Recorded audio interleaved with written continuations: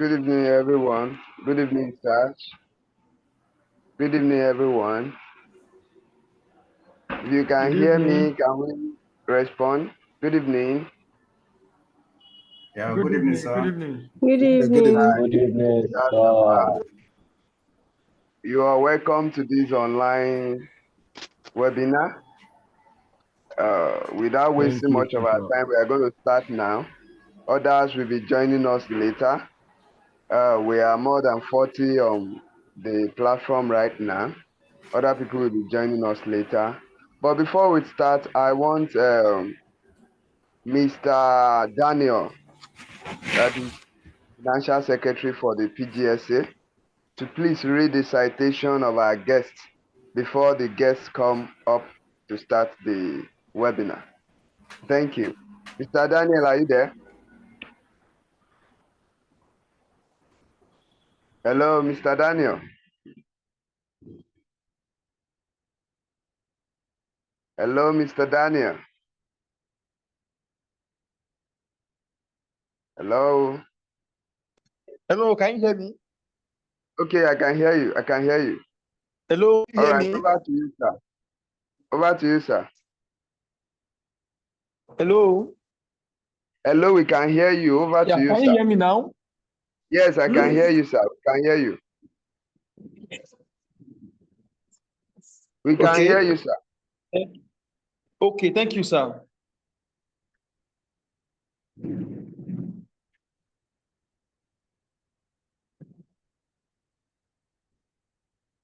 So, over to you. You can start. Okay, I can start, right? Yes, sir. Okay. Yes, sir. Good evening, everyone. The president of the Postgraduate Student Association of Bafemi University and our highly esteemed postgraduate members and executives. It is with honor and privilege I have the opportunity to recite the citation of our guests for this meeting, for this seminar.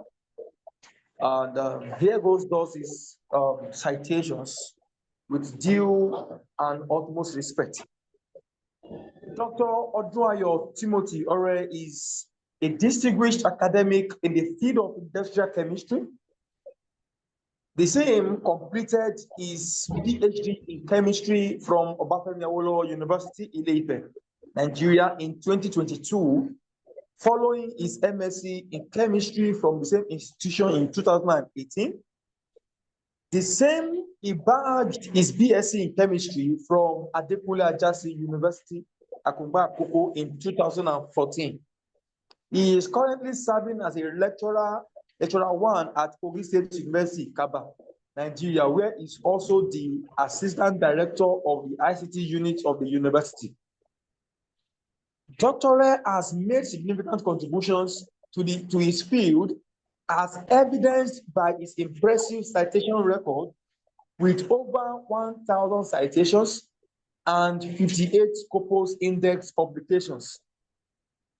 Dr. Ore made number 302 of the top 500 authors in Nigeria in 2003, number 201 in 2024, and number 177 in the latest 2025 ranking of the top 500 university authors in Nigeria by Science via Elsevier, right?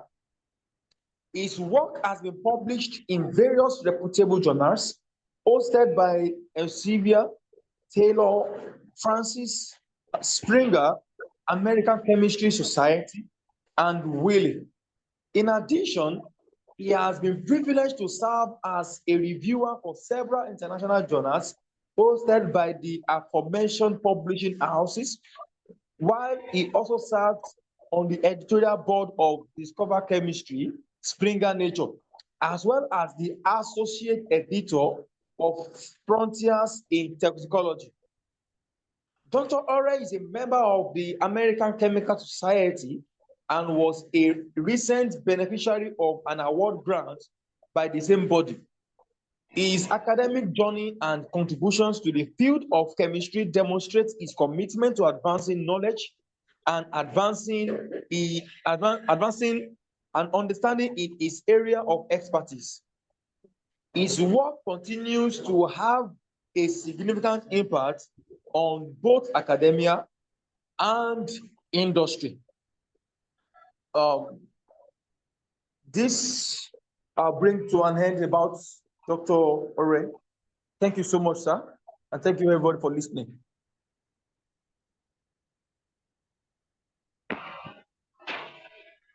All right, Doctor, you are welcome, sir.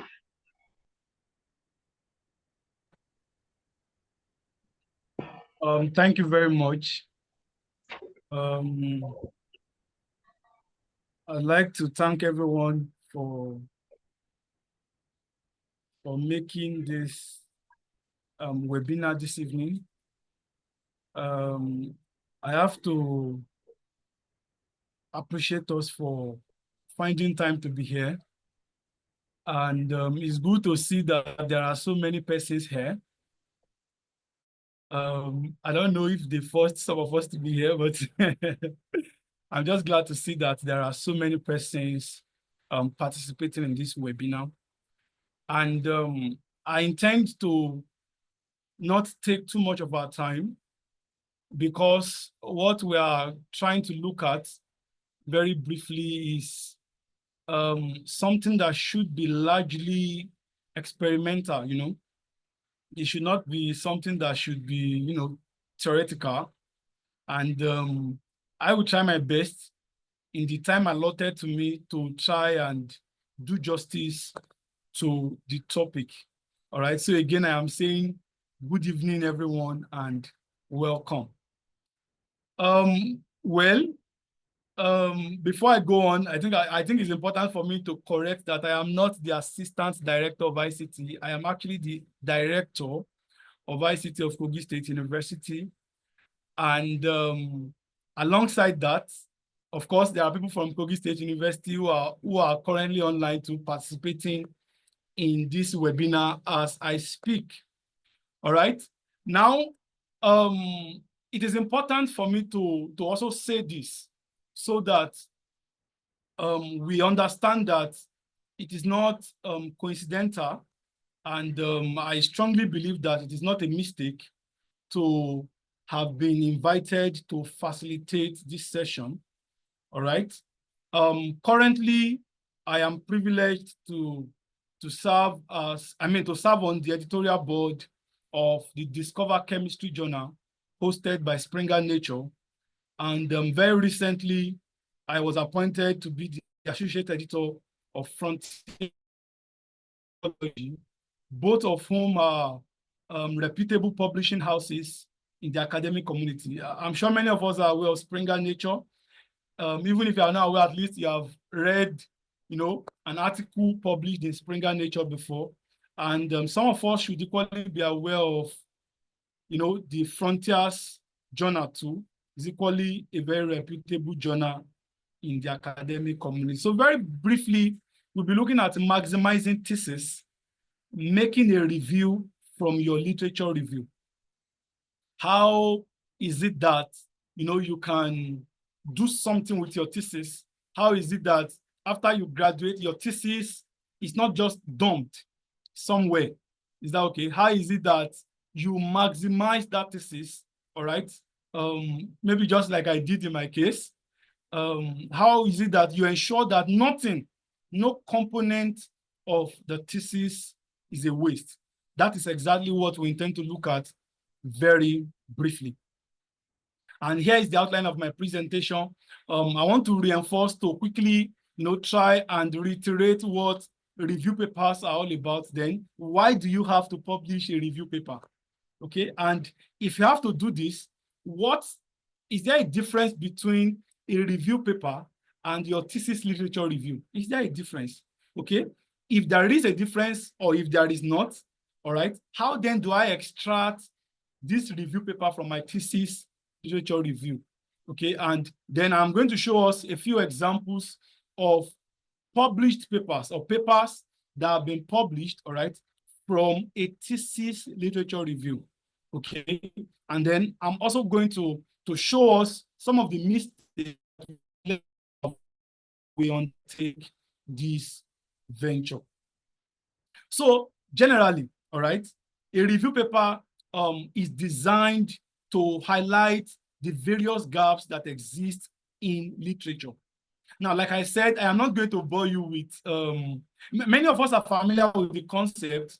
You know, immediately I joined, I tried to look at the participants, and then I could tell, all right, that the participant list is a list that comprises of scholars, all right, people who are vast, all right, in writing, or people who are familiar with the term literature review, or review, as we may call it.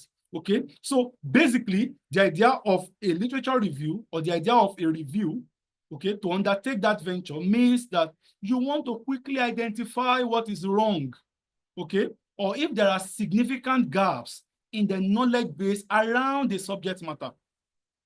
Now, for instance, somebody is trying to work on a project topic, all right, that looks at, say, the impact of climate change on agricultural productivity in Nigeria, for example. That's an example, okay? Now, when you are trying to undertake literature review, what you first want to do is to first identify if there is a significant gap, all right, with respect to that subject matter, okay? What has been done with regards to the impact of climate change, all right, on agricultural productivity in Nigeria? What has been done? Okay, if you now identify what has been done, are there enormous gaps in that knowledge base? For instance, you know, when you say, I'm still sticking to that example, when you say the impact of climate change on agricultural productivity in Nigeria, when it's agricultural productivity, that seems very broad, all right? Because it means that there are many crops you could focus on, for example, many crops in Nigeria that you could look at, all right? But you want to see, when it's agricultural productivity, all right, you want to look at what are the things that has been done, all right? What kind of crops have been focused on? It could be, for instance, that they have largely produced, or there are, it could be that there are, what's the name now? There is wide literature, for instance, on maize, and yet cassava is understudied. So, but you will not get to know that until you carry out a review of the literature. All right, and that is what literature review is really about. It helps you, all right, to undertake, to explore. Is that okay? To explore and see whether there are gaps in literature. And generally, maybe this is not very important, all right, but I think it's just good for me to just stress it. Generally, there are different approaches by which we can carry out a literature review, or a review of literature. There are various approaches and methods that we can use. Now, it is the variations or the differences in these approaches, all right, that gives birth to the various types of review that we have. And that is why some people will tell you that, all right, a review is a narrative review. Some people will tell you that a review is a systematic review. Some people will tell you that it is meta-analysis. Some people will tell you that it is a scoping review. All right. And so we just have different kind of names for this review, depending on the methodology. Usually, there are differences between this kind of review, but that is not my emphasis this evening. Therefore, to practically look at how we can extract, all right, a review from a thesis literature review. And I've said there are various approaches, all right? You could do a narrative review, for instance, as a postgraduate student. You could do a systematic review. You could do a scoping review. All of them are publishable. All of these types of reviews are publishable. But the approach that you use informs the type of review that you are undertaking. All right. So if you now have to do this, if you now have to do this, what is the importance of doing a literature review? What's the importance of publishing a review paper? Why should you do one? Why should you go through the stress of publishing a review paper? I want to start by saying that, number one, a review paper boosts your academic CV. How does it do that? It boosts your academic CV because some persons have to wait for years, all right, before they get publications that they then have in their academic curriculum vitae. But you don't have to wait for experimental papers to boost your academic CV when you can publish a review paper. You don't have to do that. You don't have to do that. All right. One of the other reasons why you have to publish a review paper is that it enhances visibility in your field. As I speak to you, my most published paper is a review paper. Again, to reiterate, the second, all right, my paper with the second highest citation again is another review paper. Now, and these are things that gives you visibility in your field. For instance, if you have written a review on a particular subject matter, when they are looking for reviewers, when they are looking for in that field, all right, the keywords that you have used in writing your review paper gives you visibility. It gives you visibility. All right. Now, and it also gives an opportunity for early academic recognition. I'm sure that some of us heard it when the citation was being read, and it was said that I finished my PhD in 2022. That was, that's about 3 years ago. All right. And somehow, I wouldn't call it miraculously.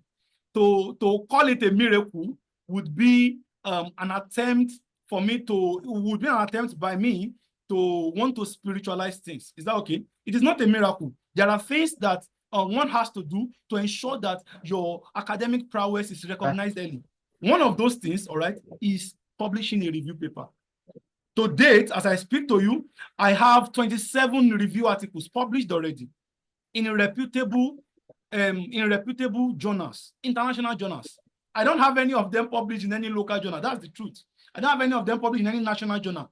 They are all published in international journals. And it is things like this that gives a person early academic recognition. So this, amongst many things, are the reasons why one should publish a review paper. And apart from that, maybe I should add this lastly, that when you publish a review paper, all right, when you want to undertake a critical review of the literature, it gives you a comprehensive understanding of that subject matter. It gives you a comprehensive understanding of that subject matter. It is in the process of trying to undertake a critical review of the literature that you find out where there are significant gaps in the literature. For instance, if you are trying to maybe determine, for instance, the perception of toddlers, all right? The perception of toddlers about the curriculum that you are using to teach them, okay? It is in the process of trying to undertake that kind of review of the literature that you find out, all right, what has been done with regards to that topic, all right, and what you can do, okay, to increase the existing scope or the data bank that exists on that subject matter. So it increases your knowledge base as a person, all right? You become better by the virtue of undertaking a review of the literature. Now, at this point, it's important for me to stress that there are little variations or little differences between your thesis literature review and the review paper.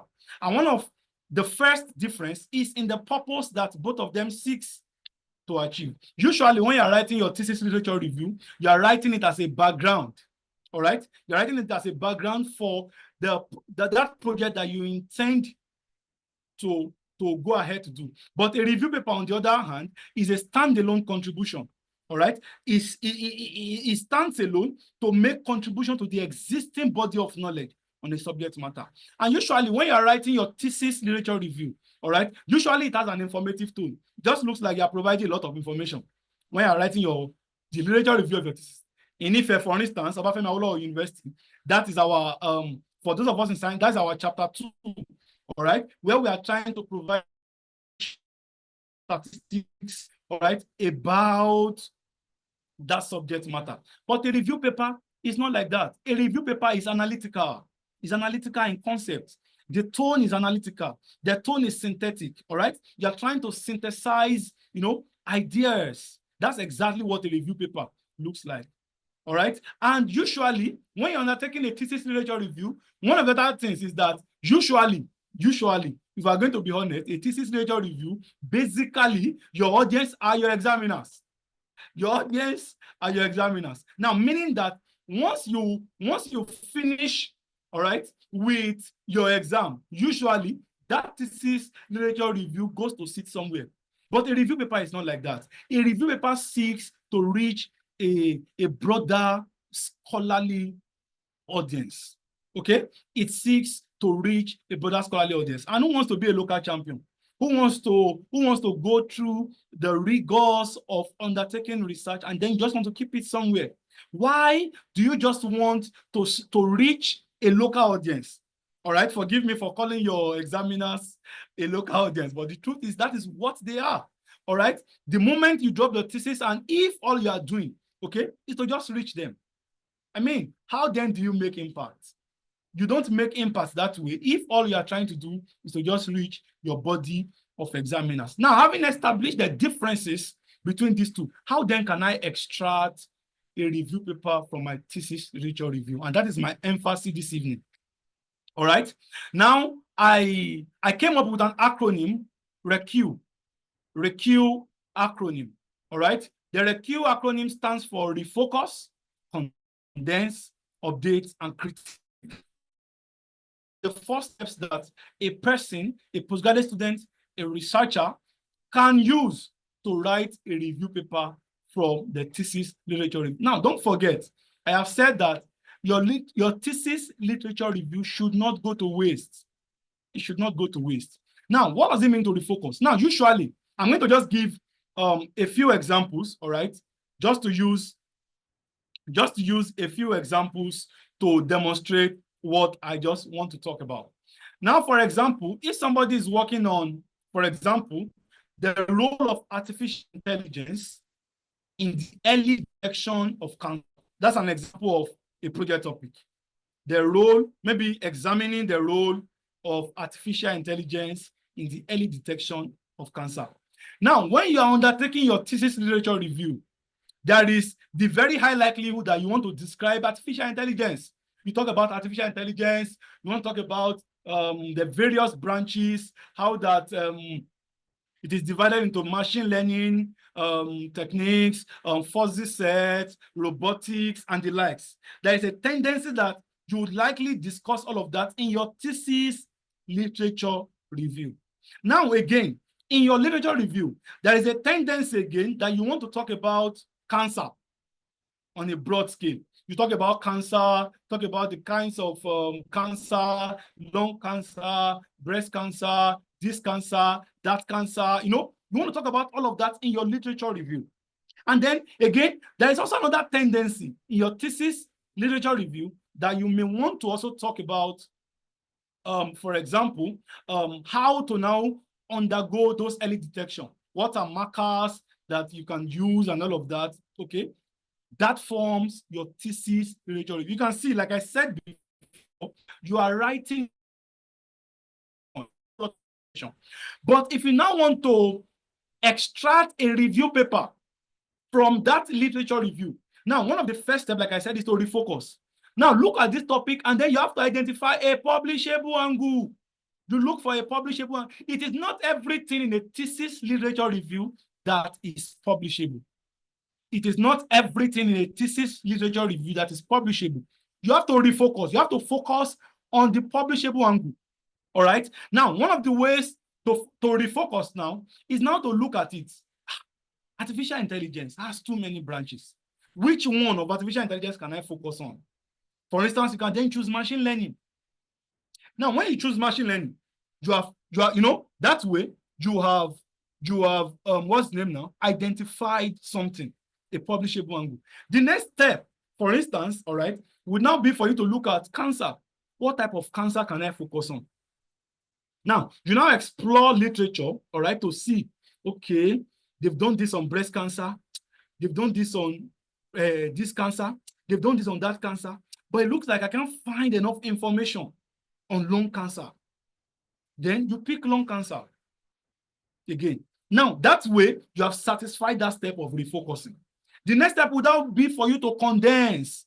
Now, you will now see that as you condense, there would be a lot of unnecessary information. Unnecessary information that are necessary for your thesis literature review, but that are not necessary for your review paper. Please get that. Unnecessary information is relative now. Those unnecessary information are unnecessary for your review paper, okay, but they may be necessary for your thesis literature review. So you then condense all of this, you remove that, okay? It could be that the focus of that now may be that they're focusing on, for instance, lung cancer in pregnant women. So you remove studies that does not address pregnant women. So that is one way of condensing. So because if you just go ahead with what I've just said, you have a whole lot of information. Then you condense. And then the next step would be for you to now update. Now, usually, in the academic community, nobody wants to read a literature review that is getting older than a decade. All right? Nobody wants to read a published review paper whose findings, whose synthesized findings are already getting past a decade. Now, personally, every review paper I write, all right, adopt findings of studies not more than 5 years. Which is why if I'm writing a review paper now, all right, I will not include any study that goes beyond 2020. All right. Now, the idea is that the idea of a review basically is to synthesize findings. All right. What are the recent trends with respect to this subject matter? And when you call it recent trends, it means that it can't be too long. For instance, I understand that there are people in law, maybe philosophy, who have to quote things as far back as 1930 or something. You cannot basically adopt that in review papers. Now, let me say this. When you're conducting a review paper, you can still use those studies. All right? There are times when you have to make reference to the original author of a particular statement or the original author of an idea, but that cannot be the only reference. Cannot be too much. So the update step is a very significant step while writing a review paper for my thesis. All right. And then the last cue is to critique. Unlike your thesis literature review, where you're just giving a whole lot of information, where in some cases or most cases, all people do is to gather a whole lot of information from the internet, just spin it. All right, that happens a lot in Obafemi Awolowo University, for example. All right, where you just spin it, or you use Quibo, you use paraphrasing tools. All right, then you copy it again and paste it in your literature review. Now, a review paper does not afford you that kind of luxury.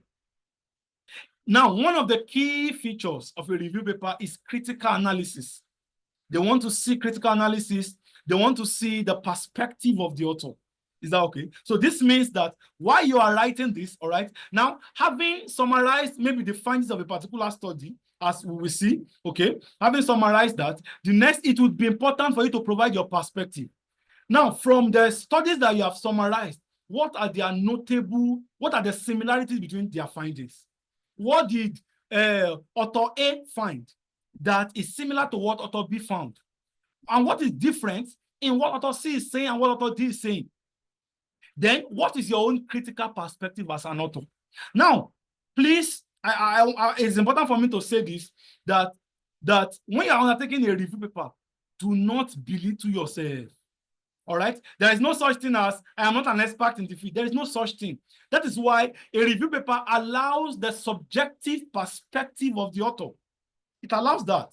A subjective perspective where you can come in to say, all right, not authoritatively, which is why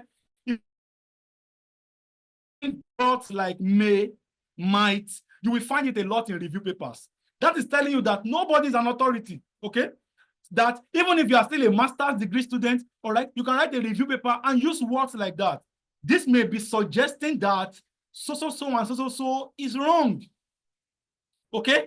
Based on the foregoing, on the foregoing analysis or the summary of the findings you have undertaken, all right? This may mean that so and so. So the use of words like that means that they are just your subjective perspective, and nobody can fault that. Nobody can fault that. Now, I am saying this because people often think that because they are still doing masters, or because they are doing PGDE, all right, that they cannot undertake a review. It is not correct. It is not correct. It is not correct. All right. It allows the critical analysis and the subjective opinions of the author. So these are steps that we have to take. And let me give one example again. For instance, if you're examining the example I gave the other time, if you're examining, say, the impact of climate change on agricultural productivity in Nigeria, for example, or let me say in Africa, for example, you're examining the impact of climate change on agricultural productivity in Africa. If you are going to follow these steps, it may mean that, number one, why the broad term agricultural productivity? Why don't you focus on a crop? Because if you attempt to write a review paper on that broad topic, the truth is that review paper can never be exhaustive because there are so many crops to focus on. So why don't you choose one crop? All right, say for instance, maize. You can focus on maize as an example of a crop. And then why don't you narrow it down, all right, to say Nigeria? I'm sure that there will be many studies, okay, that are in Nigeria that have tried to examine the impact of climate change on maize. It could now be in different states, all right? When you now do that, you now condense, okay? You now condense. Again, if you feel that it's still too much, you may choose to focus on southwestern Nigeria, all right? Then while you do that, you now update, okay? You expunge studies that, like I said, for example, that are over a decade. Please note that the decade I have given is not a structured, it's not a structured thing. I mean, it's not written anywhere that, but usually I'm telling you that from my experience, all right, nobody wants to read a literature review. In fact, once you send it to journals, they reject it. Once they see that, the studies you're adopting in that review is getting over a decade. And then don't forget, critical analysis is an important part. Critical analysis is important that you critically analyze. How do you critically analyze? These things are simple. You look at what an author has said. Okay? There is something he probably said, or something he probably did not say, that author B said. Now, that is already giving you advances in knowledge. So it means that in so okay. However, in 2015, Ore et al. Now suggested that, now, if you look at those two statements alone, you can pick the difference already. You can explore, you will see a gap already. Okay. Now, once you finish all of that summary of findings, okay, you can then go on to say that following the above studies, it may be suggestive that, you try to provide a, or it could be that he said what he said, or that what he said is only applicable to a group of individuals. That way, you're already critically analyzing it. Maybe his finding was related to, for instance, Southeast Nigeria. You have the right to say that it may mean that the findings of Ore et al. 2015 may not be applicable to Southwest Nigeria. That way, you have provided a critical analysis, the gap that you saw in literature. Now, this is how to undertake critical analysis, all right? And then you harmonize all of these things together to form a review. Now, don't forget I said that you should not waste your thesis literature review. Now, I've already explained how that you can focus, all right, or select the right focus, okay?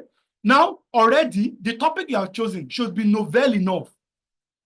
If you are doing master's or PhD, for example, in IFE, I'm sure that you're not going to choose a topic that people have already exhausted. No, you're not going to do that, all right? So, but once you do that, I said you focus on an emerging concept, something that looks understudied. Is that all right? Then ensure that it is not broad. I've told you about the need to narrow it down. Narrow it down. Is that okay? And then you focus on the gaps. Okay? The controversy. There are times when there are controversial topics. That is where you come in. Also add your own perspective to it. Is that okay? Add your own perspective. Don't be afraid to do that. Don't be afraid to add your perspective when you're writing a review paper. Nobody can question it. It's subjective. The same way anybody wants to question it, the person's opinion is equally subjective. So there's no need to be afraid about that. Now, having said that, I want to examples literature review. Now, the first one on the left of the screen, that toxic metals in oil sands, was the first review I wrote in my life. It was the first review I wrote in my life, and you can see I have a co-author. That's my closest academic friend. All right, we have published quite a number of papers together. He was the one, I should give him this credit, Dr. Adedapo Adeola. He was the one who facilitated the first publication of my review paper. He was one who sold the idea to me. I was on my PhD at this time, and then he told me, all right, come on, why can't we just write a review paper from your thesis? And then I told him what my thesis was about, and then he came up with the idea, he came up with the topic from that review paper, and then we wrote this together. However, this almost landed me in trouble. All right, now immediately I published this. You could see immediately I published it. I published this in October 2020, and then somehow immediately I saw that it was published. I was so excited. You know, it was my supervisor calls this breaking the ice. I was so excited that wow, so I could do something like this in Springer. I published in Springer. It was so exciting. I'm telling you, in 5 days, I wrote this second one you are seeing on the right of your screen. In 5 days, I sat down, and in 5 days, I came up with this again from my PhD thesis. Again from my PhD thesis. I came up and I looked at another part. Okay, now as you can see, the title is a review on current trends and prospects in the pyrolysis of heavy oils. All right, on current trends. I wanted to look at, but I limited the study to the last 10 years. So that way, I could only focus. So it helped me to establish significant advances in what people have been doing with regards to that subject matter. All right, and then lastly, after I did this, it then occurred to me that that master's I finished, that I can also produce a review paper from it. I can also produce a review paper from it. And then I sat down, December of the same year, I sat down and then I wrote this one from scratch. All right, I wrote this one. This one took me about a month to complete because it's really exhaustive. And you know, fortunately for me, I got this. This is my, should I say, my most impactful research. Most impactful in the sense that I published it in a journal with an impact factor of 15. I mean, you may not understand the implication of that. I'm sure some of us do, but that's huge. Impact factor of 15 for a review paper from my master's work. Imagine even the ones I took from my PhD work, I didn't even get them published in such high impact factor journals. But I got this published in, you know, I just came up with that. So, which is why I'm saying that it does not matter if you have finished your master's 5 years ago, 10 years ago, you can still sit down with it and explore a significant gap in literature that you can do something about. Yes, that you can do. You can look at this now. It is focused predominantly on Nigeria. Whereas the last one, a review on current trends in the pyrolysis of heavy oils, is focused on the entire world. All right, but that's too much, which is why I'm saying that you can just focus. All right, you refocus to ensure that it is not too broad. So these are a few examples of published review papers from my own personal thesis literature review. It is important that when you are undertaking this, there are certain mistakes you can do. All right, do not just summarize. Some persons are in the habit of, they just want to summarize the findings. You synthesize findings. And how do you synthesize findings? All right, you explore the gap in one study, okay, what this person did and what he failed to do, not just summarizing the findings of that study. All right, another thing is poor organization. I have told you that when you're writing narrative review, for example, okay, narrative review is a bit flexible in structure, okay, but it is important that you do not ensure it is, like for instance, I mentioned earlier that I currently serve on the editorial board of certain journals.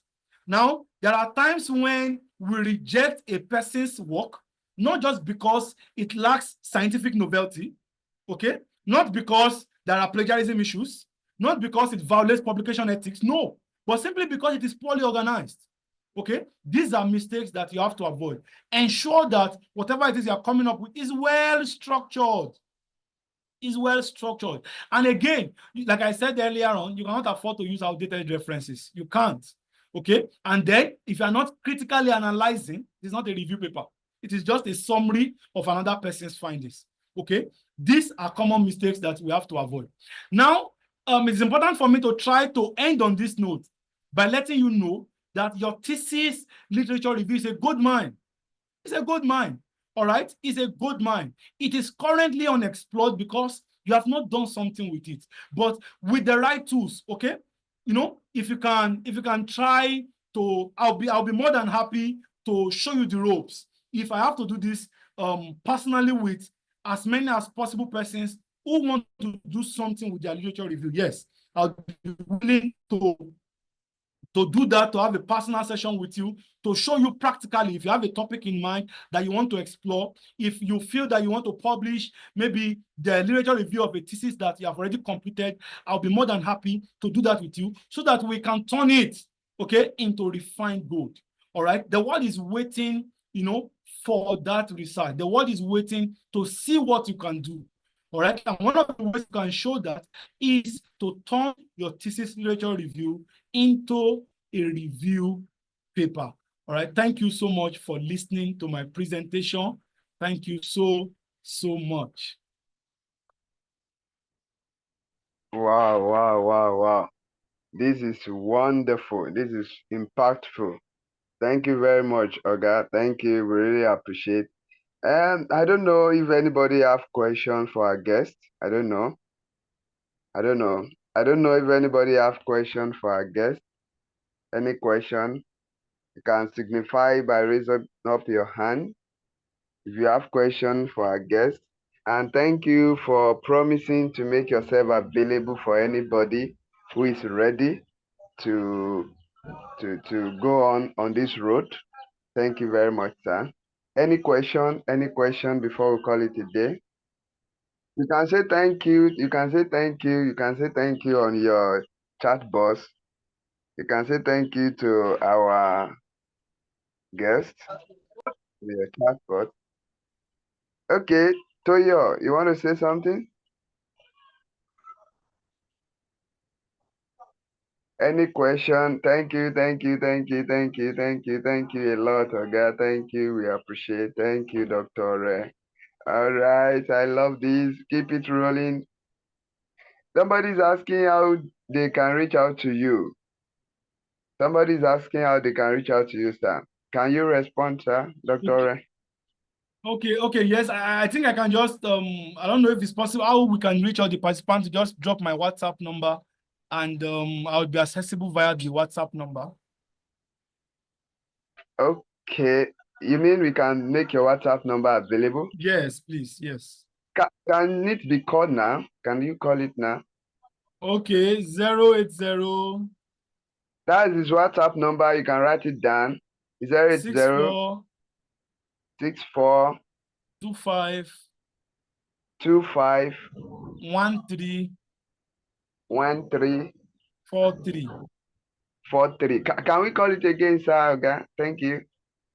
080 64 080 64 25 25 13 13 43. 43. I think I love that last part. Okay, somebody is asking a question. Okay, the recording section, we are going to make it available on our YouTube page. I mean, PGSA YouTube page. We are going to make it available on PGSA YouTube page. And also, please subscribe to our YouTube page. Subscribe to our YouTube page. So we are going to make the recording available, definitely. Okay, I think somebody is asking a question if I pay the journals for review papers. Okay, you can answer that.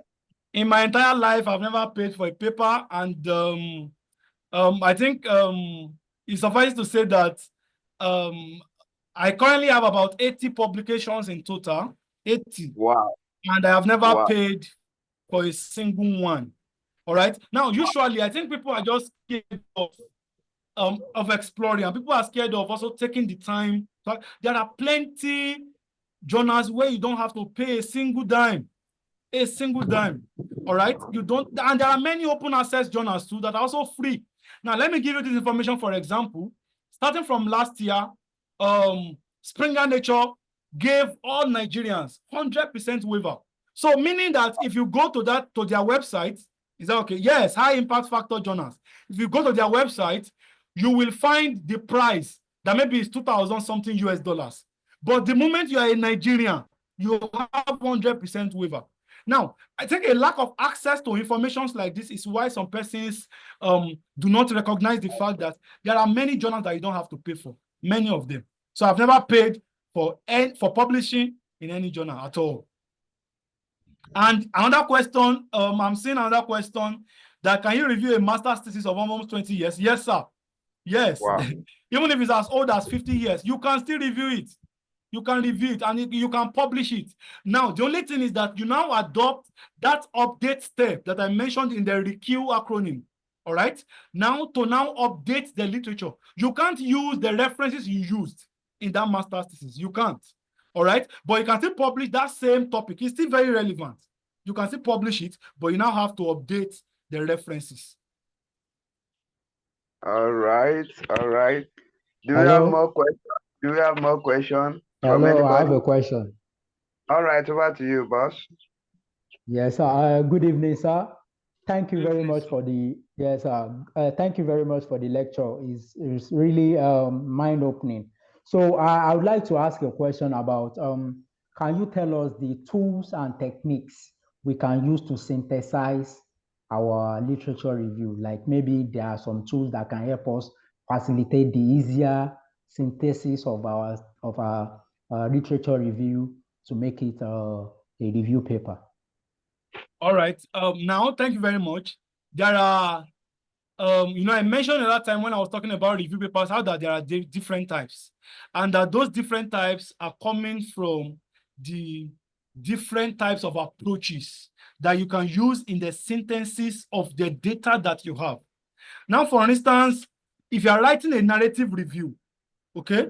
If you are writing a narrative review, for example, you don't need any tool. In fact, there is no structured tool that is used in the synthesis of a data that you will use for narrative review. There's no structured tool, which is why all you have to do is, that's why I said narrative review has a whole lot of, it's highly subjective, highly subjective. Is that okay? Highly subjective. And that's because without using any tool, you can bring in your own perspective. All right, just by reading it, just by reading a particular finding from a literature review, you can provide your own perspective to it. All right, usually when you read the article, there are many things it is saying, but you can choose to focus on one part when you are writing a narrative review. Now, you look at another article, all right, and then there is a related subject matter in the first one you have read. You bring out that again. You are doing that basically manually. But when what you are doing is a systematic review, that is when you now start using tools like Prisma. All right, the Prisma flowchart.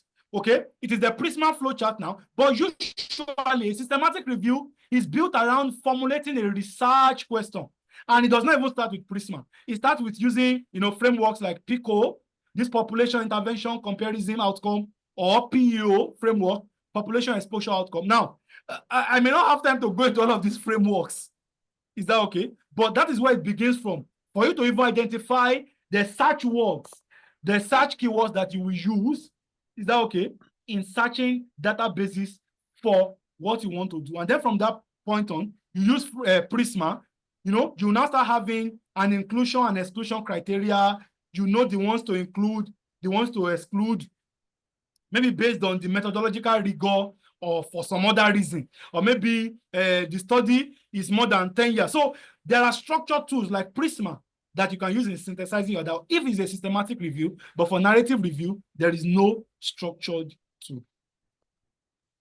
Please, I have a question. I'll be raising up my hand. Yeah, go ahead.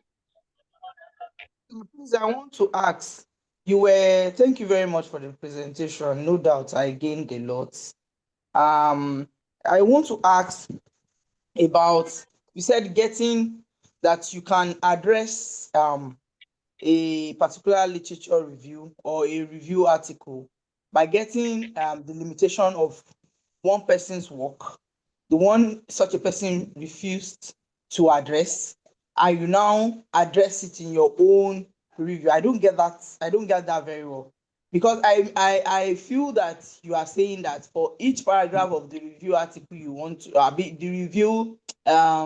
the review work you're working on, you are expected to just bring out the discussion from each person who published on that particular topic and address what the person did not remember to mention or a knowledge gap. Is that what you are trying to say? Because I don't get that very well. All right, sir. Thank you very much. Now, let me just reiterate what I said about that part. You know, for instance, if you are writing a particular review paper on, let me use a practical example, all right? Maybe you're writing on mental health outcomes or mental health impact of social media use among university students. Mental health impact of social media use among university students. Now, there are many mental health issues, okay? If, for instance, you have not decided to focus on, say, anxiety, or do you get anxiety, or maybe depression? Let me use depression as an example, all right? Of social media use, the impact of depression now on social media use among university students. If, for instance, you have now decided to focus on, say, female university students, in your literature search, you are now looking for studies that address depression and social media use among female university students. Assuming the first study was conducted, all right? Assuming the first study was conducted on depression, okay, due to the use of Facebook. You know, Facebook is just one social media tool. Another study now does depression, all right, using Twitter. Another one now says depression and Instagram. Now, you can see that you have addressed three different things, or you have had three studies that still addresses that same thing, all right, but, okay, three different social media packages. Now, when you're now undertaking that study, or you're summarizing the findings, okay, Ore et al. In their study in 2021 indicated that depression, that female students they get depressed, or that they resort to the use of Facebook as an attempt to curb depression. That's maybe that's the finding of that first person. Okay, the second person too says the same thing, but says that they do that with Twitter. The next one says with Instagram. Is that all right? Now, it may be difficult. That's where your own critical analysis now comes into it, is that it may be difficult to extend the finding of Facebook to Twitter. There may be something Twitter is offering that Facebook is not offering.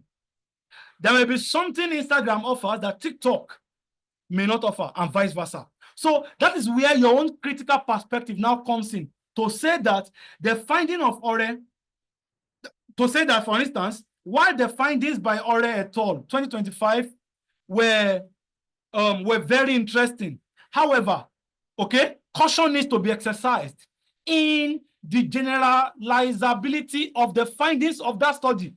Maybe, for instance, they got their study based on a survey of people in Ile-Ife. That is not enough to generalize and say that that is the way the whole of Osun State will behave. So your job as a person attacking a review is to exploit that gap. That's exactly what I meant. Thank you very much, sir. Yes, sir.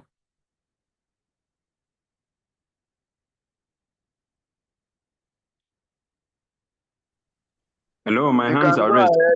You can go ahead, sir. Okay, I'm Godwin now. Thank you so much, Dr. Dunaya. Thank you. Wonderful presentation. I'm really got a lot. So I want to ask two questions. One, in terms of you as a reviewer, I have the opinion that systematic reviews are kind of more favored in publications because they want to see. They are more what? Favored, okay, by reviewers. because there's a love for the rigor of this stated methodology of how the papers are chosen, as against other kind of review like the integrated literature review. I don't know what you say about that. Then the second one is how do you do working with other authors in a review paper when it's your work and you are the one bringing out these insights? How do you manage, your supervisor, maybe previous or current, maybe involved? How do you work with other authors per se? Because it seems likely that you just be a single author or just you and your supervisor or something. So I'd like you to shed light on that. Thank you. All right. Thank you very much. Now, to the first question, you are very correct. You are very correct that the academic community tends to favor systematic reviews over basically other forms of reviews, such as narrative review. However, those other forms of review, are still being accepted. Now, you have stated what happens with systematic review. Usually, systematic reviews are very focused. They are very focused. For instance, if somebody wants to explore the barriers, maybe the barriers to the implementation of a policy in Nigeria. Is that all right? Now, that person can adopt systematic review. Is that okay? To identifying and synthesizing the studies that he wants to include in the review. So there is a whole lot of methodological rigor that goes into systematic review, especially when you are using Prisma. All right, you have to include some, you have to exclude some, you have to screen some for eligibility and the like. So because of this, all right, systematic reviews are being favored. Unlike narrative reviews, in narrative reviews, sometimes you are talking about a very broad concept. In fact, sometimes I'm talking about many things. If you look at most of my reviews, they are narrative reviews.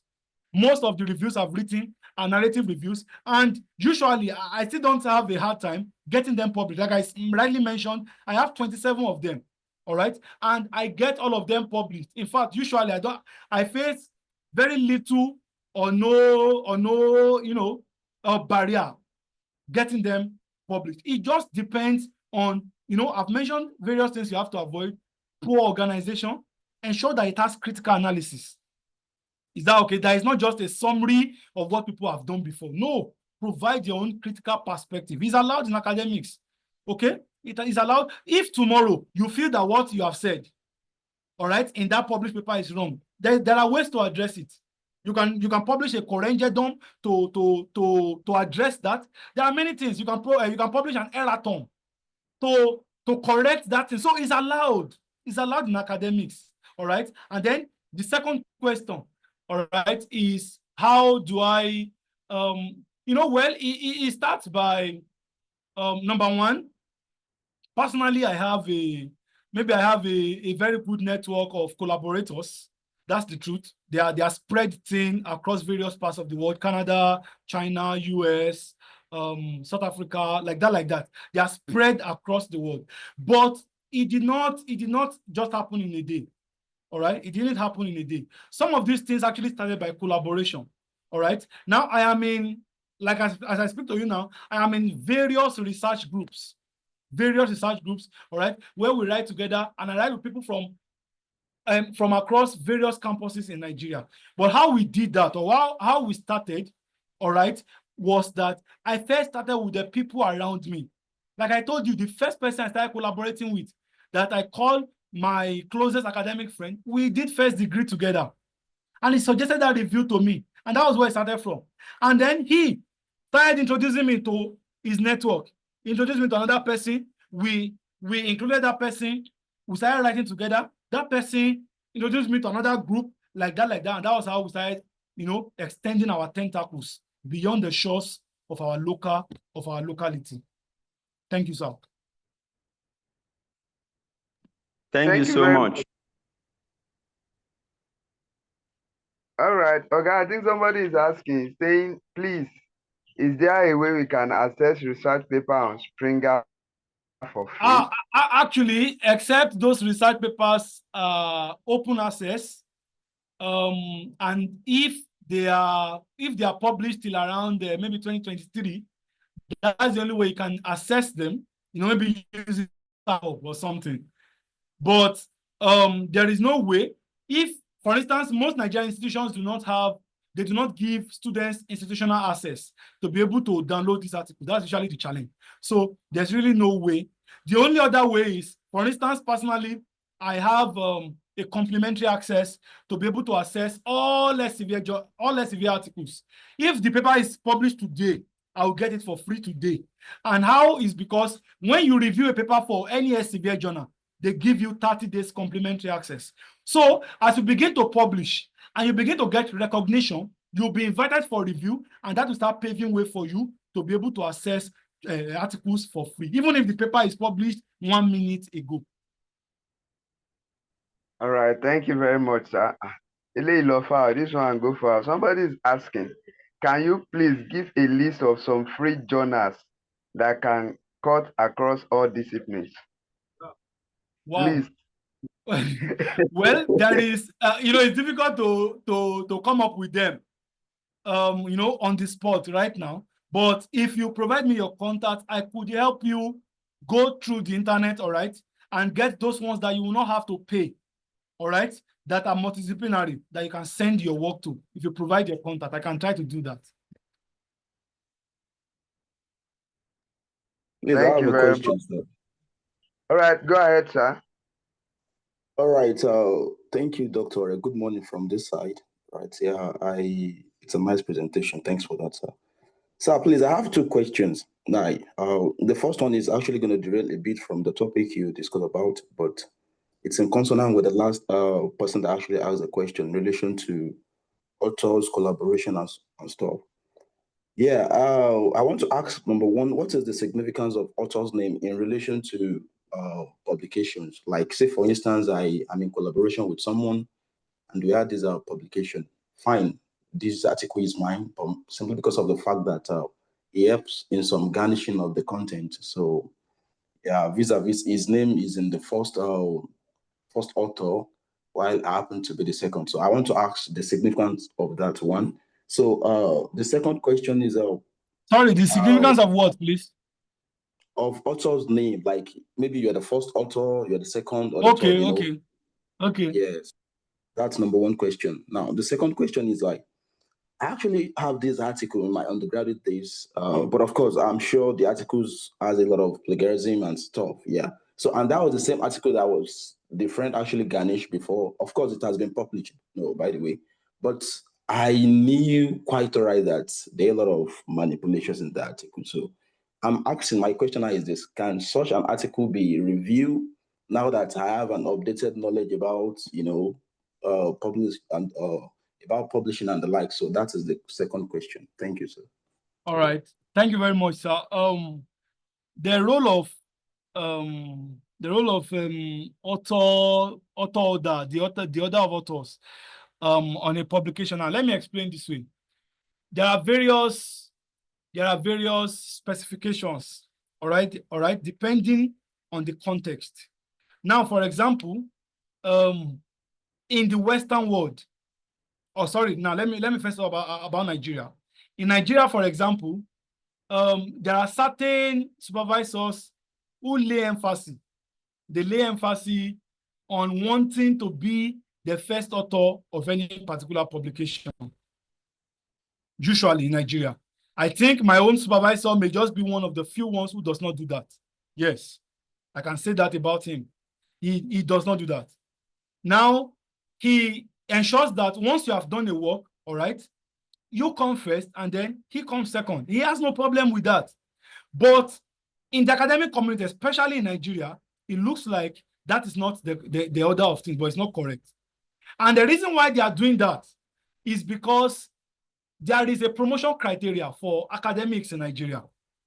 And that promotion criteria, all right, gives precedence to somebody who is the first author over second, third, fourth, and then like that. For example, in Nigeria, when you're first author, okay, for a particular article, you are scored maybe 3 points. When you are second author, the score reduces to 2 if you are going to use that paper for promotion. When you are third author, it reduces to 1. And then, that means if you have a list of authors on the paper where you are about 6, it means that people who are from number 4 to number 6, they can't use it for promotion because they will have a score of 0. So because of this is why many supervisors who are not ready to work, who want to fall back on the work of their students, or who want to use their students as promotion tools, all right? Okay, they fall back on that and want to insist, all right? But basically, in the academic community, in the international community, all of those things do not matter, all right? What matters is the contribution that you have made. For example, in the Western world, for example, in China, you can see a particular publication. Sometimes there can be up to 19 on that name, and then the supervisor is the number 19. He has no problem with that because that does not undermine the fact that he has sufficiently supervised that student. So this is the role of authorship, author order in publications. Then the second one, I'm sorry, I forgot that second question. Sorry, the second question. Yeah. The second question, I said there's this publication I have in my undergraduate days. Oh, okay, yes, I get it now. Now that you have an update, that is even the more reason why you should go and write it. That is the more reason why you should go back and write, because you now have an updated knowledge. Personally now, if I look at what I wrote, that my first review paper 5 years ago, if I look at it now, it's rubbish to me because I feel that now I can do better than that. So if I'm handling that subject matter again now, I will tend to do better. There is a very high chance that I will do better because I now know better. I have an updated. So that is even the more reason why you should go back to review that work, sir. All right. Thanks so very much, sir. I appreciate it, sir. Yes, sir. All right. Someone is raising up his hand. Adedoyin Alao. Are you there? Adedoyin Alao, you have any question? Ajoke Tola, you are raising up your hand. Hello, sir. Can you hear me? Okay, Adedoyin Alao, go on. Thank you. We can hear you. Good afternoon, sir. Okay, the lecture for the presentation. Please, my question is based on the review paper. How do we structure our review paper? For example, the headings, the themes to use, and all of that. Just. Sorry, I didn't get that. How do you structure?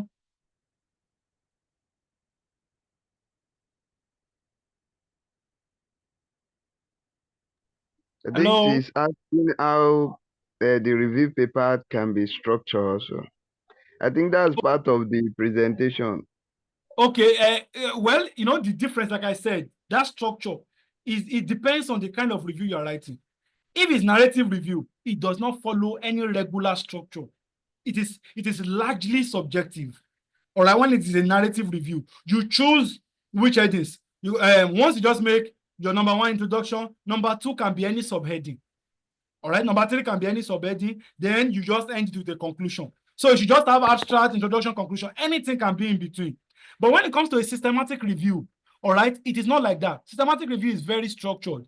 In systematic review now, you now have to report after the introduction, you have to report the methodology. And in that section, you have to describe it sufficiently because it's largely one of the most important parts of a systematic review. You have to tell us what are your inclusion and exclusion criteria, all right? Did you use any critical appraise tool? All right? Did you use any checklist when you now have to include all of that in a systematic review. But for a narrative review, it is not structured. All right. Thank you. I don't know, maybe Mr. Ajoke Tola is online. She want to ask question. Sir, thank you. I have asked my question. All right. Okay, I think we can call it a day. We spent more than 1 hour. Dr. Thank you once again. We really appreciate the presentation. Was wow. I can see people's comments. Wow, I am enjoying this. Great engagement. Wonderful presentation. Please I didn't get your contact. I think I posted the contact on the page. Dr. Ray, you are the best. Wow, wow, wow. Dr. Ray, you are the best. Thank you very much, Oga. We really appreciate. We are still coming back. We are still coming back. Yeah, I'm pleased to announce to all of us online that by God's grace, next month we are still going to have another online webinar. The focus is going to be on how we can turn our objectives to article, our objectives, how we can turn them to articles. So thank you for being part of this. Somebody is saying something. I actually missed this. Oh, so don't worry. We are going to make our recording available on our YouTube. Just go on our YouTube, subscribe, so that you can be notified when the recording is being posted there. You can just go on our YouTube. I think I've posted the name. The name of our YouTube is Postgraduate Student Association, OAU. Postgraduate Student Association, OAU. Okay, I'll post it again. I'll post it again. Somebody is asking, excuse me, sir, is there any insurance certificates of participation? Oh my God. Oh, we don't have that plan. We don't have that plan. But maybe, yeah, I will discuss it with other executives and see if there is something we can do about that. So we don't have that plan. Certificate of participation. Okay, I'll discuss that with other executives and see how we can make it live. Thank you, everyone. Thank you, everyone. Do have a wonderful night. Thank you. God bless. Bye.